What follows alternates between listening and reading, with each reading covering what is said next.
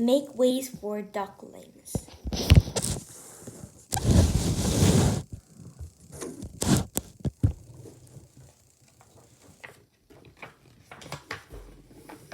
Mr. and Mrs.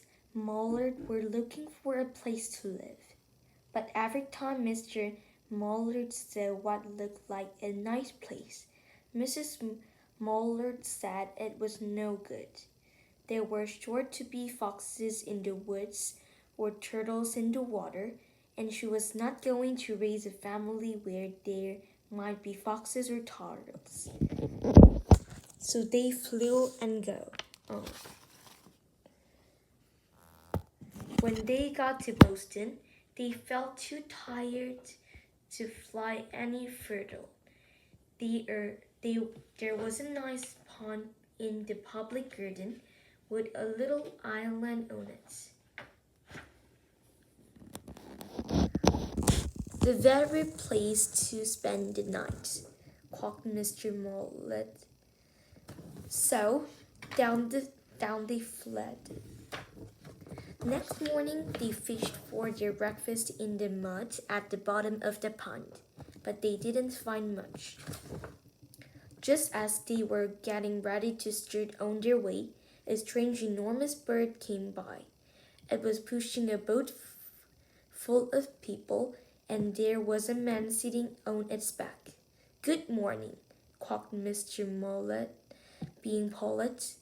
The big bird was too proud to answer.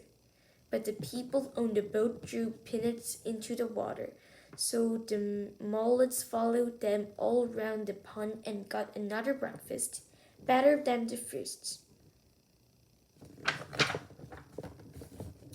"I like this place," said Mrs. Mollard as they climbed out on the bank and waddled along. "Why don't we build a nest and raise our ducklings right in this pond? There are no foxes and no turtles, and the people feed us peanuts. What could be better?" "Good," said Mr. Mollard, delighted that at last Mrs. Mollard had found a place that suited her. "But look out!" squawked Mrs. Mollard, all of a titter. "You'll get run over." And when she got her breath, she added, "This is no place for babies. With all these horrid things rushing about, we'll have to look somewhere else." So they flew over Beacon Hill and round the State House, but there was no place there. They looked in Louisburg Square, but there was no water to swim in. Then they flew over the Challis River. "This is better," quoted Mr. Mollard. "That island looks like a nice quiet place, and it's only a little way from the public garden." "Yes," said Mrs. Mollard, remembering the peanuts. "That looks like just the right place to hatch ducklings." So they chose a cozy spot among the bushes near the water and settled down to build their nest. And only just in time, for now they were beginning to molt. All their old wing feathers started to drop out, and they would not be able to fly again until the new ones grew in. But of course they could swim, and one day they swam over to the park on the river bank, and there they met a policeman called Mitchell. Mitchell fed them peanuts, and after that the Mollards called Mitchell every day. After Mrs. Mollard had laid 8 eggs in the nest, she couldn't go to visit Mitchell anymore because she had to sit on the eggs to keep them warm.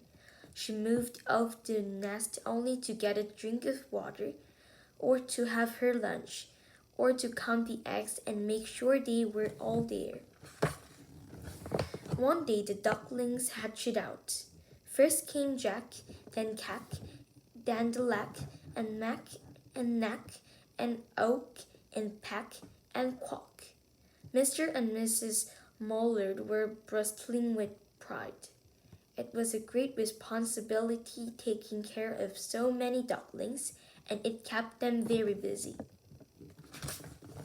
One day, Mr. Mollard decided he'd like to take a trip to see what the rest of the river was like, farther on.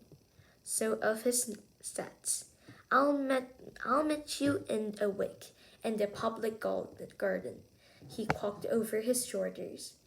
Take good care of the duckling.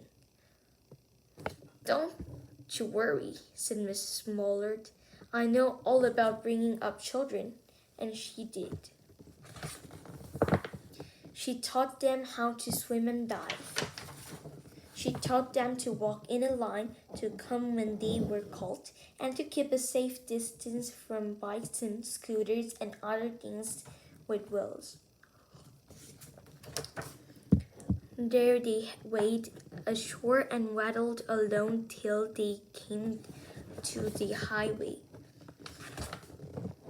Mrs. Mollard stepped out to cross the road. Honk, honk, went the horns on the speeding cars. Quack, went Mrs. Mollard as she trembled back again. Quack, quack, quack, quack, went Jack, cack, lack, mack, knack, quack, pack, and quack, up. Just as loud as their little quackers could quack. The cars kept speeding by and honking, and Mrs. Mollard and the ducklings kept right on quack, quack, quacking. They made such a noise that Mitchell came running, waving his arms and blowing his whistles. Twit! He planted himself in the center of the road, raised one hand to stop the traffic, and then backwanted with the other, the way policemen do, for Mrs. Mollard to cross over. As soon as Mrs. Mollard and the ducklings were safe on the other side on their way down Mount Vernon Street, Mitchell rushed back to his police booth.